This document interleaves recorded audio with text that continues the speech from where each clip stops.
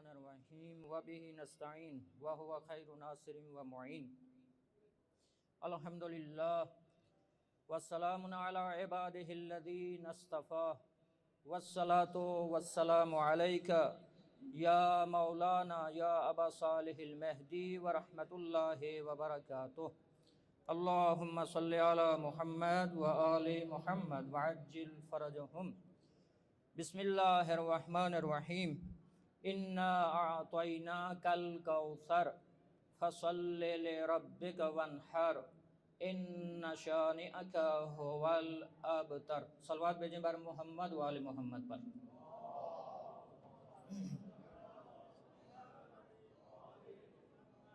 بزرگان محترم اور برادران عزیز، اس مختصر سے وقت میں جو موضوع سخن مجھے دیا گیا ہے، ایک تو جناب بی بی کی مناسبت سے، شہدائے کوئٹہ کی مناسبت سے اور انفجار نور کی مناسبت سے مختصر میں آپ کے سامنے عرض کروں گا۔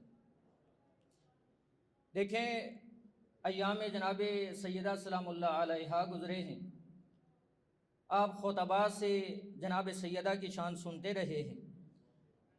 بس چند جملوں میں جناب سیدہ کی شان کو جو بندہ حقیر سے ہو سکتی ہے، جو اس سورہ سے بندہ حقیر نے برداشت کی ہے، وہ آپ کے سامنے عرض کرتا ہوں۔ صلوات بھیجیں بر محمد و آل محمد پر۔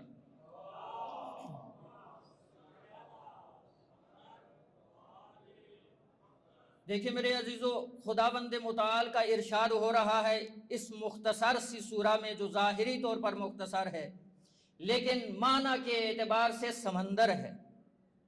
ارشاد باری تعالیٰ ہوا کہ اے میرے پیارے حبیب، انا اعطیناک الکوثر، ہم نے آپ کو خیر کثیر عطا کی۔ کوثر یعنی خیر کثیر عطا کی۔ جب خیر کثیر عطا کی تو فوراً بعد فرمایا فصل لربک، اے میرے پیارے حبیب بارگاہ الہی میں 2 رکعت نماز ادا کر، اور اس کے بعد قربانی دے۔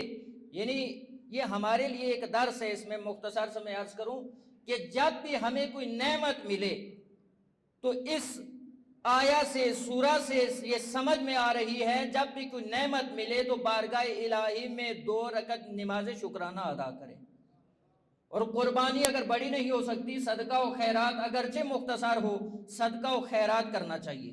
پہلا نقطہ جو اس سے سمجھ میں آتا ہے۔ دوسری بات جو عرض کرنا چاہ رہا ہوں وہ کیا؟ وہ یہ کہ وہ پروردگار عالم کہ جو اپنے حبیب سے یہ ارشاد کرتا ہوا، یہ فرماتا ہوا نظر آتا ہے کہ اے میرے پیارے حبیب قم اللیل الا قلیلا، اے میرے پیارے حبیب آپ بہت عبادت کرتے ہیں، راتوں کی عبادت کو کم کر دیجئے۔ لیکن یہ کوئی اتنی بڑی خیرات تھی کہ وہی پروردگار عالم جو اپنے حبیب سے یہ ارشاد فرما رہا تھا اے میرے حبیب عبادتوں کو کم کر دے، وہی خدا اپنے حبیب سے یہ ارشاد فرما رہا ہے کہ 2 رکعت نماز بجا لا۔ یہ اتنی بڑی خیرات تھی، اور صدقہ و خیرات دے۔ میرے عزیزو، خیر کثیر کہا، ایک کثیر و قلیل ہے ہماری نظر میں۔ مختصر عرض کر رہا ہوں کہ ہماری نظر میں کثیر کیا ہے؟ یعنی دنیا کی دولت آ جائے، کسی کے بعد دولت ہو، بنگلہ ہو، کوٹھی ہو، فلاں ہو، یہ ہو وہ، یہ ہماری نظر میں ہے کثیر۔ اور قلیل کیا ہے؟ یہی چیزیں نہ ہو تو اسے کہتے ہیں قلیل۔ اب خدا کی نظر میں وہ جو ہماری نظر میں کثیر ہے، خدا اسے کیا کہہ رہا ہے؟ سورہ نساء آیا نمبر 77 افتاد و ہفت میں ارشاد باری تعالیٰ ہو رہا ہے قل متاع الدنیا قلیل، یہ دنیا کا جتنا مال و منال ہے یہ سب قلیل ہے۔ ہماری نظر میں یہ کثیر ہے، خدا کی نظر میں یہ قلیل ہے، اور خدا کی نظر میں یہی جو قلیل ہے، سورہ ابراہیم آیا نمبر 34 میں خدا یہ فرما رہا ہے کہ ان تعدوا نعمت اللہ لا تحصوها، ان خدا کی نعمات کو اگر تم شمار کرنا شروع کر دو تو انہیں شمار نہیں کر سکتے۔ یہ کثیر جو ہماری نظر میں کثیر تھا خدا کی نظر میں قلیل ہے، اور خدا کی نظر میں جو قلیل ہے خدا یہ کہہ رہا ہے کہ اگر تم اسے شمار کرنا شروع کر دو تو اس کا شمار نہیں کر سکتے۔ اب جو خدا کی نظر میں کثیر ہو اسے زہرا کہتے ہیں۔ صلوات بھیجے پر محمد و آل محمد پر۔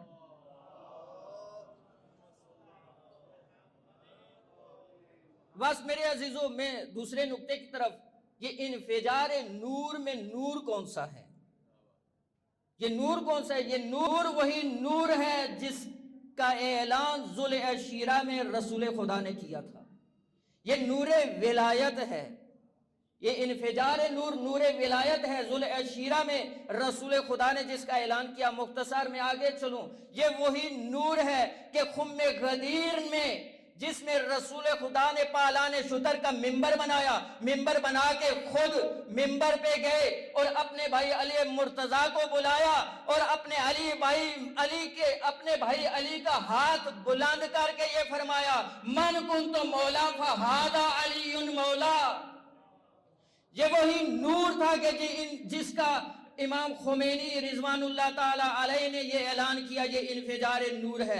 وہی نور، یہ ایسا نور تھا کہ تمام عبادات آ گئیں، رسول خدا نے ان کا اعلان کر دیا، لیکن اللہ تعالیٰ کی طرف سے یہ اعلان نہ ہوا کہ دین مکمل ہو گیا۔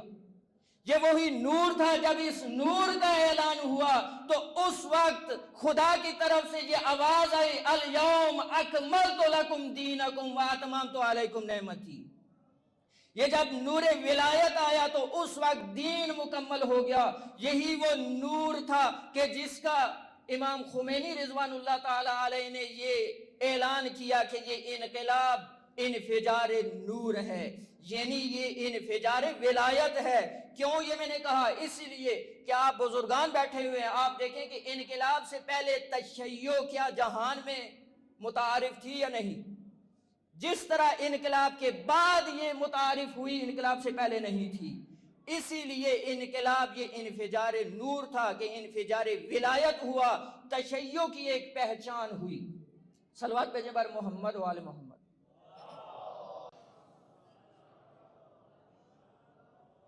تو میرے عزیزو، یہی نور ہے کہ یہ کبھی بجھ نہیں سکتا۔ اسی نور کو مٹانے والوں نے بہت کوشش کی۔ یہ کوئٹہ کا جو سانحہ ہوا، یہ کیوں ہوا؟ یہ اسی لیے کہ اسی نور کے چاہنے والے تھے، نور ولایت کو چاہنے والے تھے، نور کربلا کو چاہنے والے تھے، یہ کربلا کے ماننے والے تھے۔ اسی کربلا کے نور کو، اسی نور ولایت کو مٹانے یہ چاہ رہے تھے۔ کوئٹہ کے مومنین کو شہید کیا، لیکن یہ ان کی بھول ہے کہ اس طرح محبان اہل بیت کو شہید کرنے سے یہ نور مٹ جائے گا۔ یہ نور مٹ نہیں سکتا۔ کیوں؟ اس لیے کہ جو خدا کی راہ میں اپنی قربانی دے دے، یہ خدا کا وعدہ ہے کہ خدا اسے بلند کرے گا۔ صلوات بھیجے بر محمد و آل محمد۔ تو ہمارے کوئٹہ کے شہداء، اس کے علاوہ ملت جعفریہ کے جتنے بھی شہداء ہیں، انہوں نے اسی راہ میں، اس کربلا کی راہ میں اپنی قربانیاں دی، اور یہ انشاءاللہ یہ قربانیاں چلتی رہیں گی۔ ہم قربانیاں، ہمارا مکتب قائد ملت جعفریہ علامہ سید ساجد علی نقوی بھی یہ فرماتے ہیں کہ ہمارا طریقہ کار قربانی دینا ہے۔ ہم ٹکراؤ کی پالیسی اختیار نہیں کرتے، بلکہ ہم قربانی دینا جانتے ہیں۔ تو ہم نے کربلا سے یہ درس سیکھا، قربانی دینے کا درس کربلا سے، تو ہم قربانیاں دیتے چلے جائیں گے۔ تو آخر میں آپ تمام مومنین کی خدمت میں یہ عرض کروں گا کہ تمام شہداء ملت جعفریہ، امام راحل شہید قاسم سلیمانی، شہید مہدی المہندس، اور جتنے مومنین و مومنات اور شہداء اس دنیا سے گئے ہیں، ان کے لیے ایک دفعہ سورہ فاتحہ کی تلاوت فرمائیں۔